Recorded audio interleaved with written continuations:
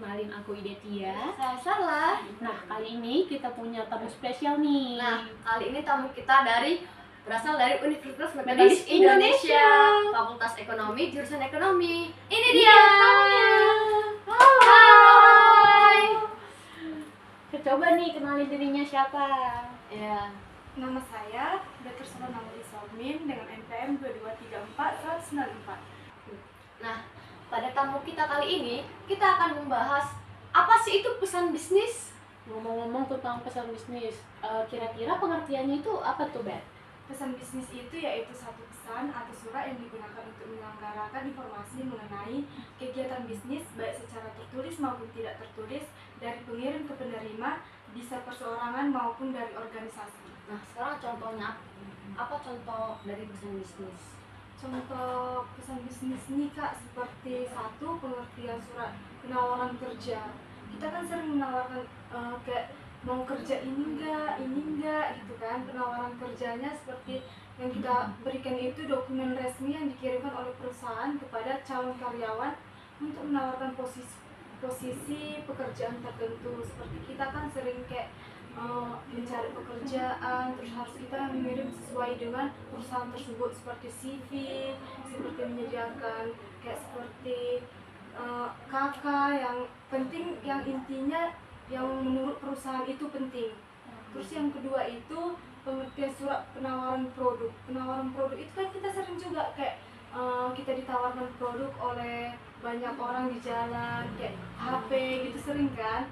Terus penawaran produk ini surat resmi dari suatu perusahaan kepada calon pembeli yang berisi penawaran barang atau jasa lengkap dengan harganya, seperti itu. Menarik nih. Tadi udah bahas tentang pengertian, contoh. Nah, gimana sih tahapan dalam mempersiapkan pesan bisnis yang baik dan tepat, Bet? Mempersiapkannya itu seperti menentukan tujuan pesan. Tujuan pesan ini seperti apa tujuan pesan tersebut?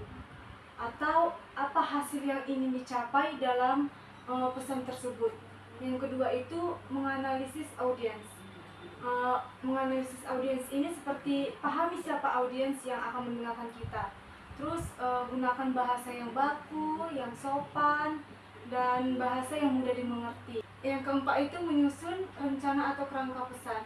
Seperti kita membuat pendahuluannya, isinya, penutupnya, atau pembukaan seperti yang kita membuat suatu acara seperti itu. Yang kelima itu menulis pesan.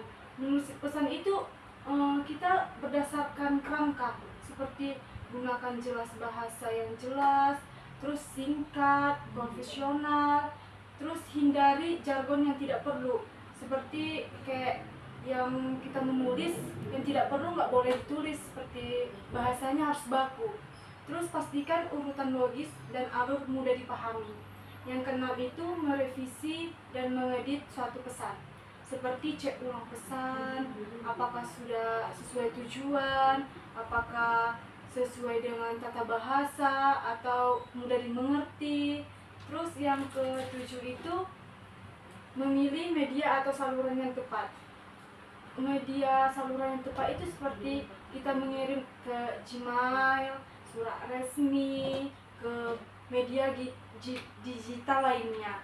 Terus yang ke-8 itu mengirim dan melanjuti pesan bisnis tersebut, seperti kirim pesan pada waktu yang tepat. Jika perlu, lakukan follow up untuk memastikan pesan diterima dan dipahami.